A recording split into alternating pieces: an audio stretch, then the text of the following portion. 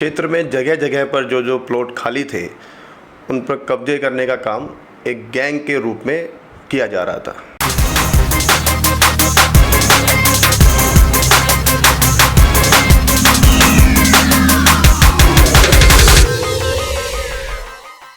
जी हाँ, पहले तो बहुत बहुत धन्यवाद करता हूँ आपके रिपोर्टर भारत के आप सभी साथियों का, प्रेस के सभी साथियों का।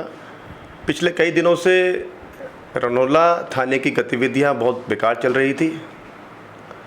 और क्षेत्र में जगह जगह पर जो जो प्लॉट खाली थे उन पर कब्जे करने का काम एक गैंग के रूप में किया जा रहा था। इसी संदर्भ में एक 400 गज के प्लॉट पे भी इसी तरह की गतिविधियां देखी जाती है। कुछ लोग बदमाश पूरे गैंग के साथ आते हैं और प्लॉट में अवैध रूप से कब्जा करने की कोशिश करते हैं, बाउंड्री तोड़ने की कोशिश करते हैं, जिसकी कंप्लेन हमने थाने के एसएचओ गुलिया साहब को की थी। लेकिन बार बार कंप्लेन करने के बाद भी गुलिया साहब इसमें एक्शन नहीं कर रहे थे। हम लोगों को गुहार के लिए ऊपर डीसीपी साहब को और जॉइंट कमिश्नर साहब को भी रिक्वेस्ट की और उनकी इंटरव्यूइंग के बाद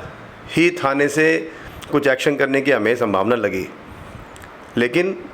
इंक्वायरी में पता लगता है कि एसएचओ साहब किसी भी कंप्लेन, हमने काफ़ी कंप्लेन यहाँ पे की थी, एडिशनल सीपी को भी की थी, डीसीपी साहब को भी की थी, एसएचओ साहब को भी की थी, और कंप्लेन में पता लगता है कि ये पूरा गैंग की तरह थाना इन्वॉल्व होकर इस तरह के काम कर रहा था। और एडिशनल सीपी साहब के इन्वॉल्वमेंट के बाद वहाँ पर एक्शन हुआ और वहाँ पर उन सभी गैंग के लोगों के खिलाफ कार्रवाई शुरू कर दी गई है। इसमें यहाँ के कुछ लोकल प्रॉपर्टी डीलर गिरधारी के नाम से थे, यहाँ पर एक विकास गुलिया के नाम से है, तो ये लोग एक लोकल डीलरों का एक गैंग बन के और कुछ बदमाशों को इन्वॉल्व करके एक गैंग बना के जहाँ जहाँ प्लॉट खाली मिलते थे। और सुनने में ये भी लगा है कि थाने के भी कुछ साथी जो इनके पुलिस में महकमे में थे वो मिलकर एक गैंग बना के काम करते थे और डीलरों की हेल्प से ये लोग उसमें कब्जा करना और फिर जो ओनर है उसको ब्लैकमेल करके उसको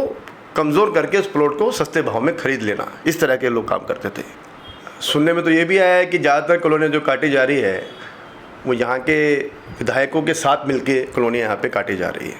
जो कि बड़ा दुर्भाग्य है कि जब क्षेत्र के एमएलए